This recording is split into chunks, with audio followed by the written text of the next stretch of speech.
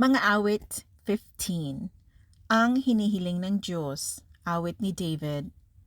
O Yahweh, sino kaya makakapasok sa iyong templo?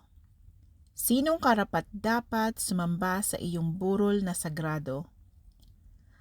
Ang taong masunurin sa iyo sa lahat ng bagay at laging gumagawa ayon sa katuwiran. Mga salita'y bukal sa loob at pawang katotohanan, at ang kapwa'y hindi niya sisiraan. Di siya gumagawa ng masama sa kanyang kaibigan. Tungkol sa kapwa'y di nagkakalat ng kasinungalingan. Ang itinakwil ng Diyos ay di siya pinakikisamahan. Mga may takot kay Yahweh, kanyang pinaparangalan. Sa pangakong binitiwan siya'y laging tapat.